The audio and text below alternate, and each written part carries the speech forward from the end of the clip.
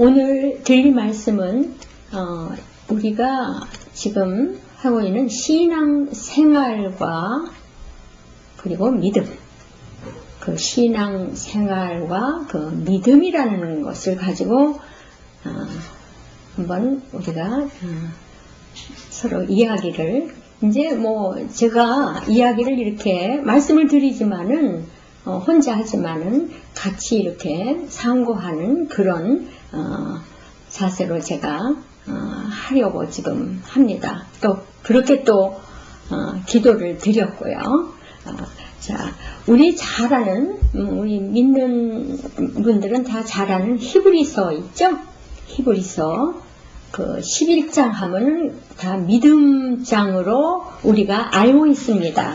그 히브리서 그 11장 1절에 보면 믿음은 바라는 것의 실상이요, 그리고 보지 못하는 것들의 증거다, 이렇게 이제 시작을 합니다.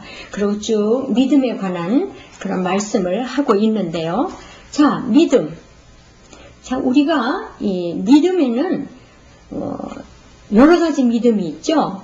세상적으로 한다면 아버지를 믿는 분들도 있고, 또 유명한 어떤 위대한 사람을 믿는 사람도 있고, 또 나름대로의 그 믿음, 세상 믿음이 있고요. 그리고 또 어느 분은 또 자기 자신을 믿는 사람이 있죠.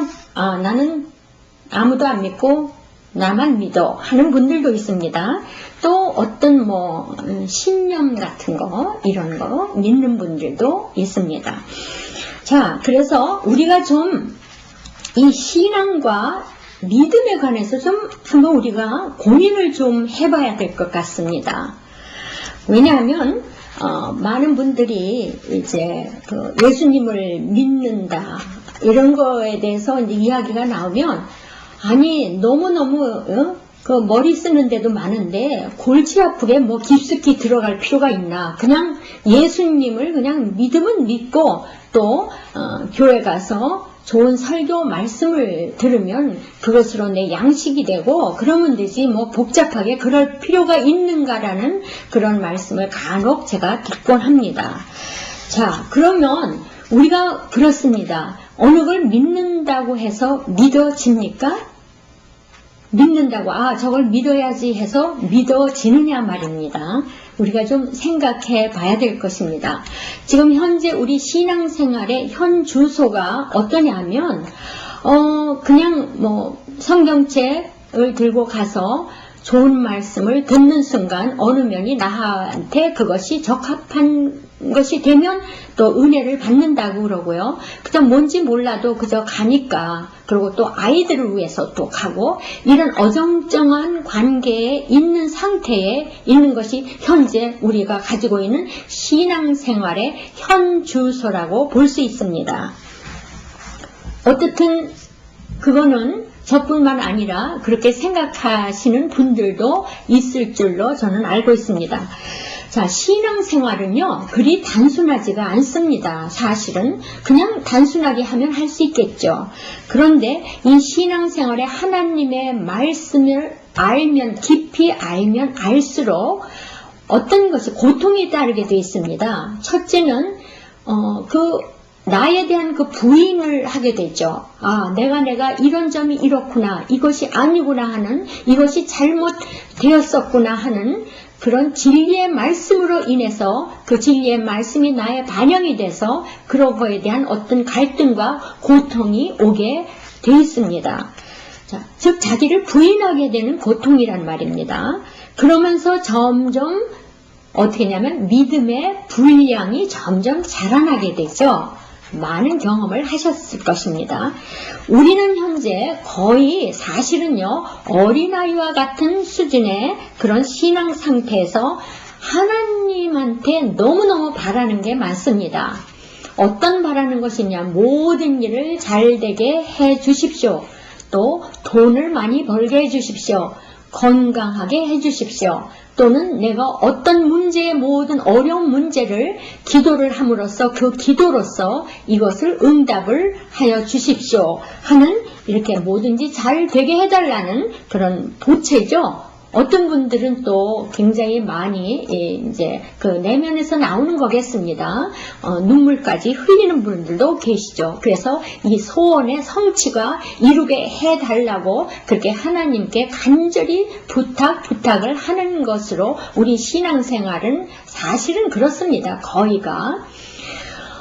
그 중에 물론 정말 참다운 기도라는 것은 지난 먼저 시간에도 제가 말씀드렸듯이 자, 어떻게 하면 하나님의 마음을 알아서 아버지께서 무엇을 말씀하시려고 하는 것을 이렇게 깨닫게 해 주십시오. 그래서 그 말씀이 진리의 말씀이 내 속을 내면을 자라게 해 주십시오. 그렇게 바라는 기도 물론 그러시는 분도 있지만 대개가 어떻게 해달라고 하는 간구하는 그 부탁에 그런 마음으로 기도를 해서 성취를 하게 해달라는 그런 쪽에 하는 그런 쪽으로 신앙생활이 흐르고 있는 걸 봅니다. 자, 그렇지만 이제는 우리가 그 어떤 진리의 말씀으로 먹고 그것을 먹음으로써 자라나는 것을 본인이 이제는 느끼고 알아야 할 때가 오지 않았나 이렇게 생각합니다.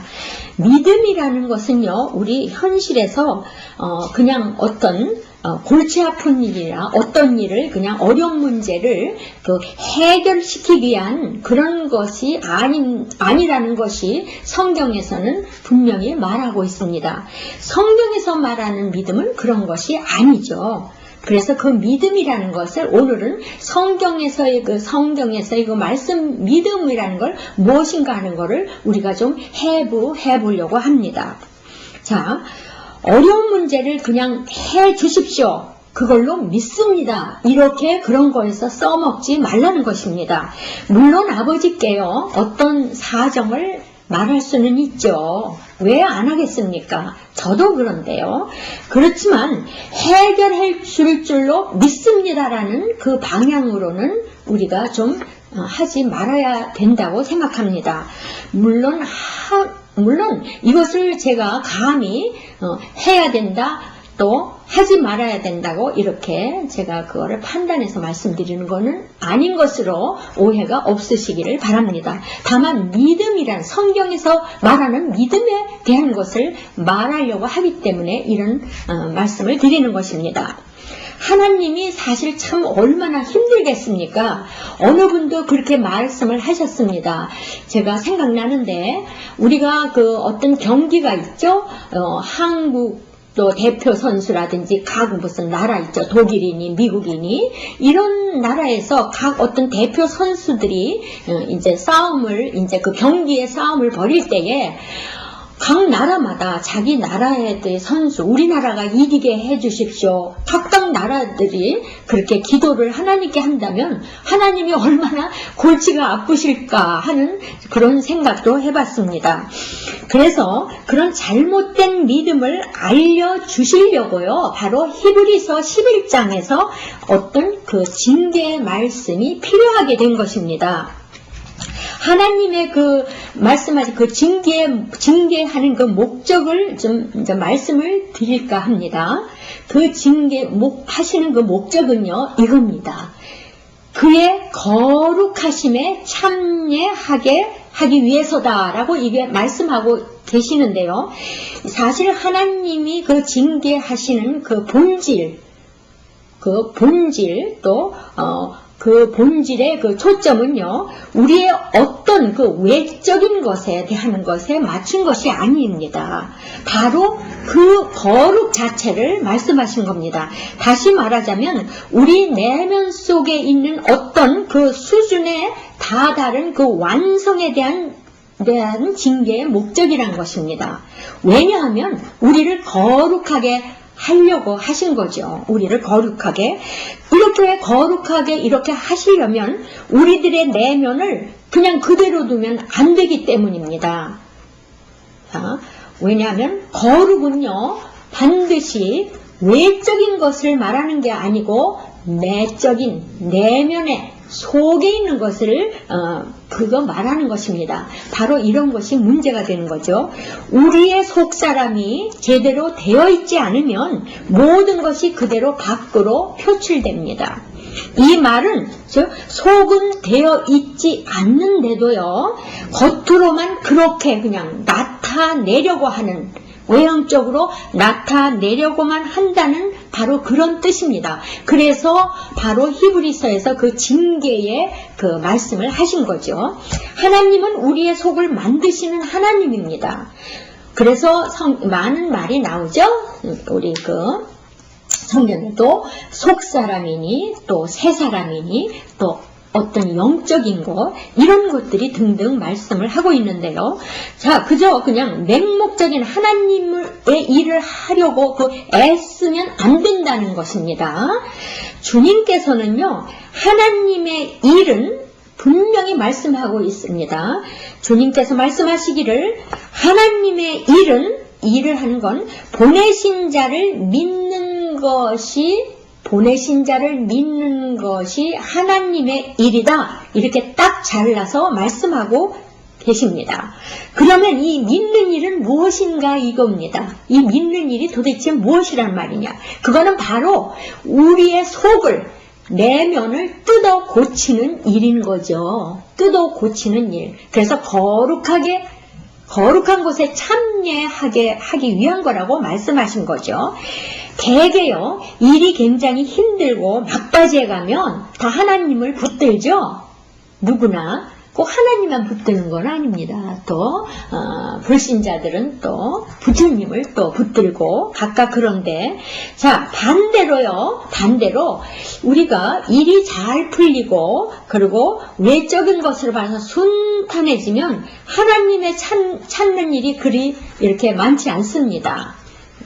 이것은 결코 바로 그것이 성경적 믿음이 아니라는 거죠. 이 성경적 믿음은 하나님과 우리들과 사이의 신념이죠. 신뢰죠.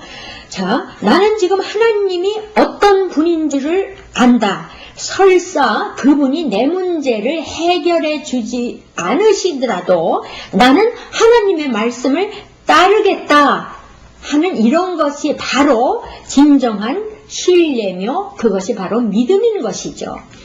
하나님은 바로 이런 믿음을 원하십니다. 이것을 바로 거룩하다는 것이죠. 말씀드렸다듯이 여기서 하나님은 바로 이런 데서 영광을 받으시는 것입니다.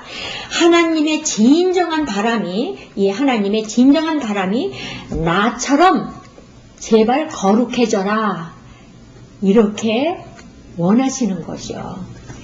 자, 이런 상태가 바로 표현하자면 성령 충만한 상태입니다. 성령이 충만한 상태죠.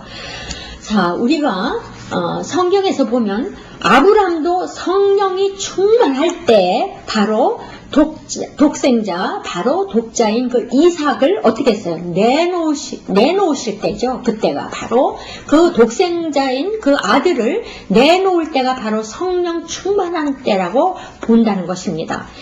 그리고 또 베드로도 성경 충만히 했죠. 그럴 때가 있었고, 또 다음에 우리 스테판도 아시죠? 그 사람도 성령 충만하고 그랬습니다.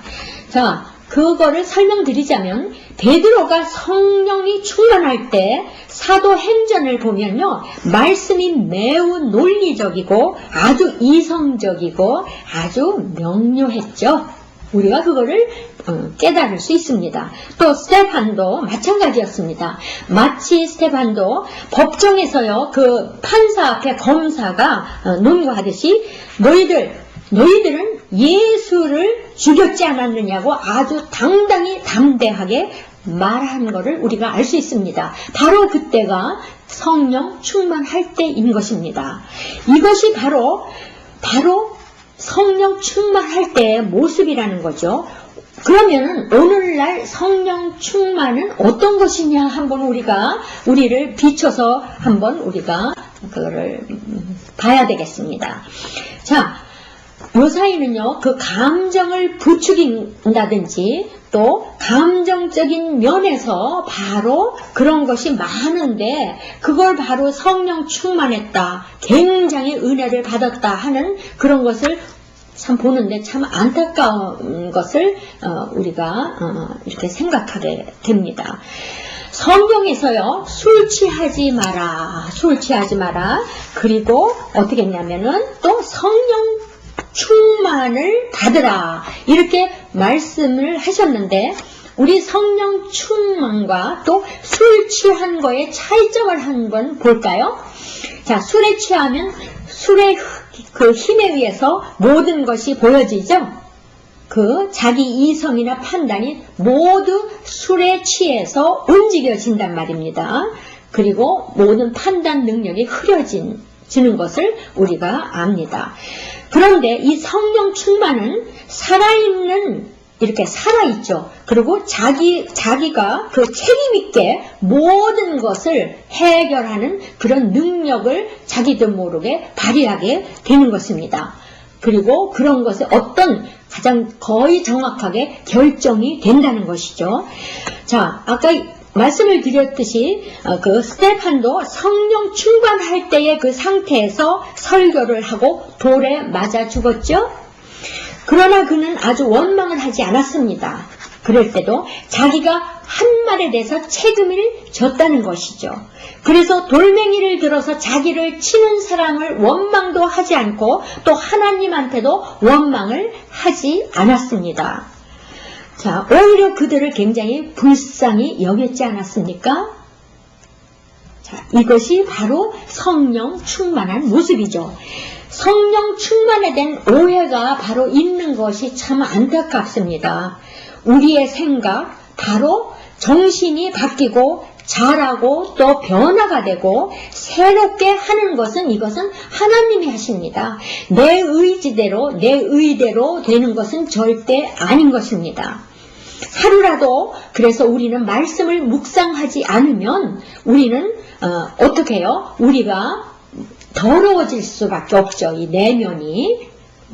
그래서 오로지 말씀이 우리를 깨끗하게 한다는 것입니다. 그런데 이 과정에는요, 반드시 어떤 말씀 연단이 뒤따르게 되죠. 사실 이 연단한다는 그 뜻은, 연단한다는 뜻의 원래 뜻은요, 어떻게 하냐면은 이렇게 벗긴다는 거죠. 이게 벌거 벗긴다. 벌거 벗긴다. 그런 뜻인데, 성경에 이런 말이 있습니다. 연단한 후에는, 그렇다면 이거는 뭐냐면, 이런 말은 바로 말씀이, 딴 게 벌거 벗기는 게 아니라 말씀이 벌거 벗긴다는 거죠. 바로 말씀이 깨끗하게 한다는 것입니다. 말씀이 깨끗하게 한다. 그런 말인데, 말씀으로 연단을 하는 것을 히브리서에서는 관절과 골수를 쪼개기까지라고 이런 말씀이 있죠. 자, 그래서 이것은 하나님이 자기 아들을 징계하시는 이런 걸로 바로 말씀을 이렇게 하십니다. 물론 하나님 자녀한테 하는 거와 똑같죠. 자, 그래서 우리가 사도 바울도 얼마나 자신을 그 말씀으로 연단을 받았습니까? 그래서 내 몸이 그리스도의 흔적을 가졌다고 그렇게 말씀하지 않았습니까? 또한 얼마나 그 갈등과 어떤 때는 의욕 상실, 이런 것도 한 적이 얼마나 많았겠습니까? 죽을 고비까지 간 적이 많았죠? 그게 우리가 성경에서 보고 있습니다. 이럴 때 바로 이게 내가 얼마나 말씀이 있느냐 없느냐, 이거를 바로 깨달아야 된다는 것입니다. 우리도 그런 흔적을 남겨야만 바로 이렇게 뒤에 오는 이들이 그 흔적을 밟아서 따라서 오지 않겠습니까? 바로 이것이 신앙생활을, 이런 신앙생활을 할 때에 뒤에 오는 사람들에게 이런 것을 보여줘야 된다는 것입니다. 예수님도 어떻게 하셨습니까? 예수님도 어떻게 걸어가는 것을 이렇게 보여드렸죠? 그래서 우리가 그런 것을 이렇게 보면서 우리가 따라가지 않습니까? 예수님도 그랬죠. 보여주시고 바로 나를 따르라 하셨기 때문입니다. 그리고 자기 십자가를 이제 지라고 하셨죠. 그런데 우리는 그런 십자가를 제대로 지지 않고 그저 은혜만 달라고 이렇게 졸라대고 있습니다. 우리는 이런 모든 과정에서 끝으로 말씀드릴 건 과정에서 반드시 이 안에 사랑이 내 안에 있어야 된다는 전제 조건이 있습니다. 사랑이 없으면 절대로 우리가 이 길로 이런 길로 가는 이런 믿음을 가질 수가 없다는 것입니다. 하나님을 닮은 그런 어떤 하나님의 닮은 신의 성품을 만들어지는 데는요, 반드시 징계가 함께 한다는 것을 성도 여러분들 꼭 이것을 머릿속에 간직하셔야 될 겁니다. 그리고 또한 그것을 감사하게 생각해야 됩니다. 그런 과정이 있음으로써 내 내면의 속이 그런 것이 점점 자라서 성령 충만한 완성한 자가 돼서 성령 충만한 데까지 간다는 거죠. 그래서 신앙생활과 믿음을 그냥 의무적으로 혹은 조건적으로 하는 것이 아닌 것입니다. 신앙생활이 절대 조건적일 수도 없고 의무적일 수도 없고 목적적이 될 수도 없다는 것입니다. 그래서 성도 여러분들은 이것을 꼭 마음속에 간직하셔서요. 과연 내 믿음이 어디까지 와 있는가?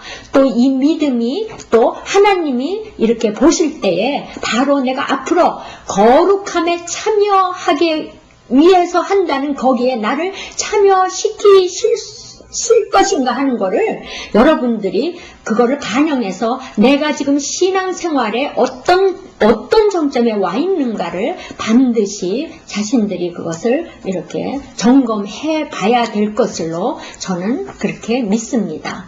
그리고 성도 여러분들이 하루하루 하나님과 같이 동행함으로써 모든 일이 하나님이 보시기에 합당한 자로 여겨지시게 그렇게 모든 행동과 생각을 가지실 때 모든 은총과 은혜가 함께 있으리라고 저는 그렇게 믿습니다. 감사합니다.